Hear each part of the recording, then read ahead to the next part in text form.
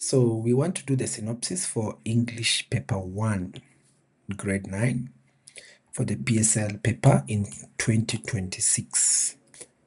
So this is a paper that will be covering 4 strands, and usually it's a grammar paper, contains 2 passages, a closed test, and it has a grammar part.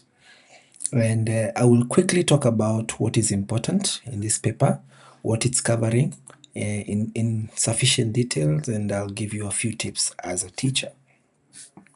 So this will have reading, critical thinking and information analysis, listening and speaking, functional communication that is, and language in use, that's grammar and vocabulary. And as always, it's good that in English, your learners have a lot of vocabulary. They are very good in grammar, and so a lot of it will play into what language they speak, so that we don't look at English as a subject or as a learning area, but English as a language. So some of the key highlights include the reading comprehensions.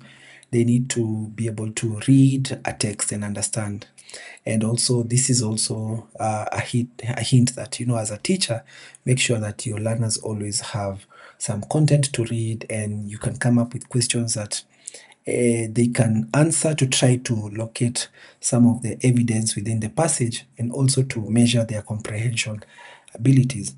Information analysis is also critical, also functional communication, like I mentioned, being able to apply etiquette in contextualized conversations like telephone, speaking, and so on. You have a closed test, again, this speaks to grammar, and you have a grammar section for looking at spelling, homophones, figurative language identification. So some of the learner gaps is learners tend to guess in passages where they didn't understand, or try to reason out what could possibly be, a good response to an answer instead of locating it within the passage. You have vocabulary errors, again, choosing familiar words instead of contextualized meaning. Weakness in polite language, again, this is also culture, and we need to inculcate a culture that helps learners to have this naturally in them. Close mistakes, again, tense consistency, conjunctions, prepositions, and basically grammar. And you also have an issue with spelling, where sometimes confusion kicks in. You have homophones, you have new and new. I knew that you were doing this, and I got a new shirt. So being able to separate the two. So teachers, please try and have 3 comprehension drills. Obviously, practice makes perfect. As more often as you can, makes it better. Dialogue practice, when learners are role playing, again, can help them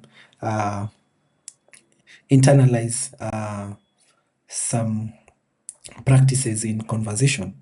Whether it's apology, follow-up, and politeness, you're able to practice this with your learners. Closed tests, have a bank of closed tests, and you can have 10 per week, or and what you do is you could let your learners practice. Once they fill in a closed test, they go through it and see whether it is actually making grammatical sense. And again, this helps you to measure their ability in grammar. So one more thing I wanted to show you here is I could take a piece of pedagogy advice. Let's pick something that I haven't talked about. Let's pick spelling. So spelling, you could have a section of your class where you look at confusing words. You could do this weekly or on a schedule to basically build up your learners' vocabulary.